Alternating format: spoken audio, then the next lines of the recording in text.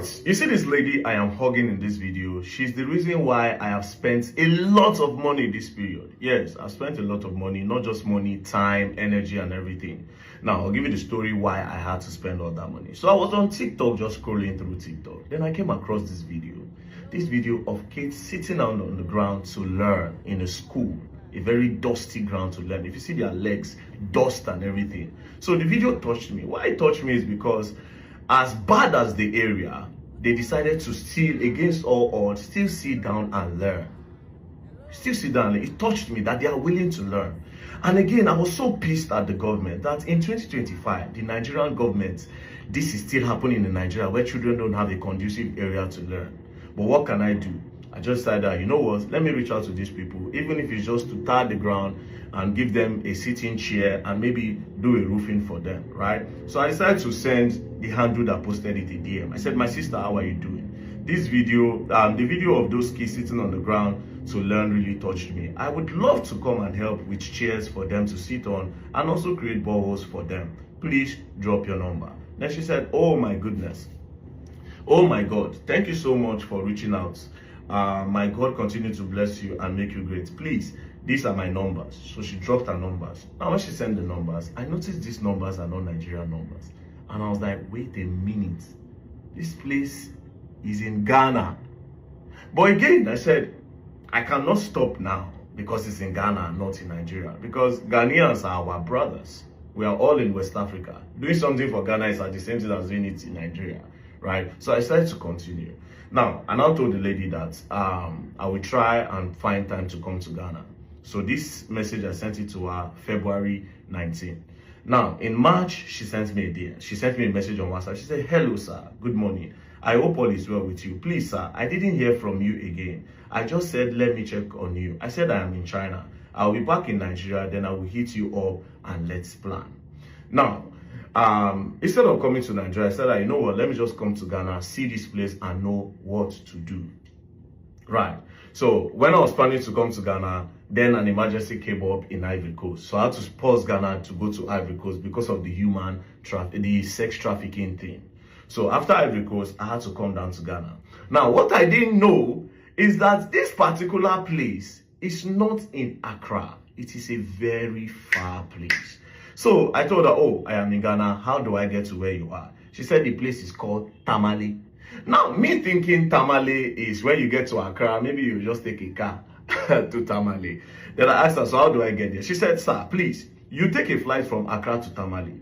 When you get to Tamale Airport, there are rented cars available there and they can bring you to this community, Dibili, to be precise. I said, okay, no problem. I took a flight from Accra to Tamale. When I got to Tamale, I asked where Dibili is.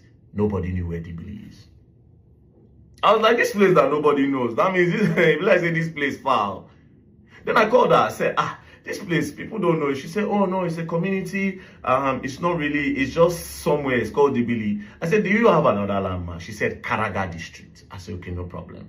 I got a rented car, a Prado, and we set out. Now, on our way, we kept on asking. And I asked, and I said, where is this place? She said, just an hour. When we started this journey, my brothers and sisters, it passed 3 hours. This particular village is at the center of nowhere, the center of a bush.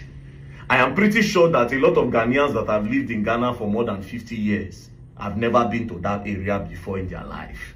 Because a lot of Ghanaians that we were asking on the road did not even know where this place is. Is that crazy? Cut long story short, we got to the place. That was where she came to hug me because she didn't think I was going to come. Now, on reaching there, found out that some people had already come and given them chairs. They've even painted the school, which was a good one. So I looked at the area and I noticed that they didn't have a borehole for water. I looked around, no place for water. So I asked, I said, how do you people get water? They say, oh, they need to go so far. Sometimes they go to the water side. Sometimes there's one hand pump borehole very, very far. So I told the chief. This is where I spoke to the chief. Okay. So tell Chief. Very happy to see you yourself here. Yeah, tell Chief that we want to try to bring water for Chief community. Don't call. Yeah, because when we were coming here, that this because of this lady, I saw her post on TikTok. You know, I said because of her I came to Ghana. Yeah? Wait. So see, because of her post on TikTok, I came to Ghana and I flew to Tamale. I flew to Tamale to come here. It wasn't easy. It was a long ride, and when I was coming, I didn't see borehole, no water anywhere. So I'm wondering where they get water from, but now we'll look for a way to bring water. So tell me.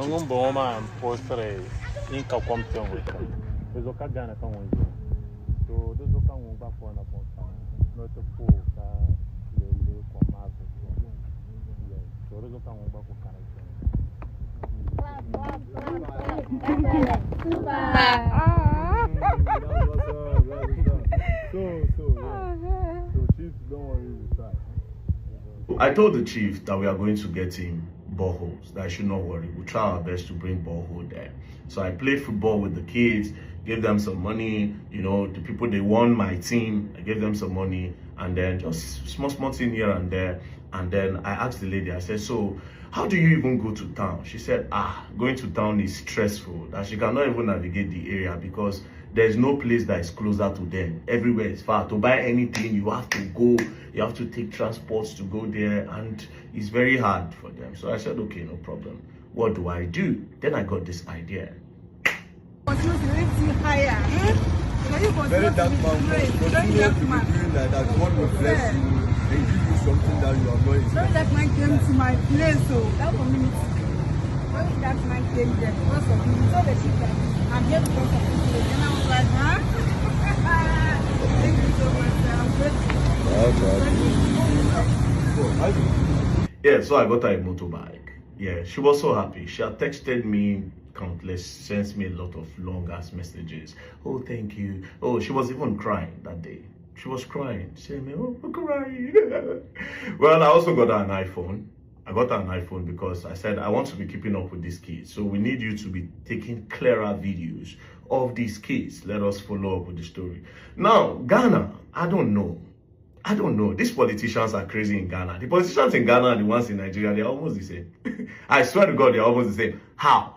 Do you know that in this community that they don't have water, as far and inside the forest that this community is, there are campaign posters there. Politicians took campaign posters there, but they cannot take development there. When they needed votes, they went there. These people, Nigerian politicians, Ghanaian, they are one. At the end of the day, they are one. Campaign posters in that Dibili Karagat area. That place looks like they are still in Stone Age, but there are campaign posters there, which is crazy. Now, I was now asking them, I said, okay, how much is it going to cost to do a borehole there? Ghana is really expensive, bro. I don't know how you people do it. And I don't see the reason why Ghana should be expensive. I swear to God, I don't see any reason why Ghana should be expensive. Anyways, to go and do the borehole, hand pump is almost 3 times what we pay for a standard borehole in Nigeria. For hand pump. Hand pump. Hey. No, Ghana won't finish me. Ghana won't finish me. But at the end of the day, I'm still looking for the one that will be cheaper. When I find the one that will be cheaper, we'll send them there. But we have promised to do the borehole and we'll have to do it. So this is the lady that brought me all the way to Ghana. And I'm done in Ghana. Next place I move. Peace and love. Don't play.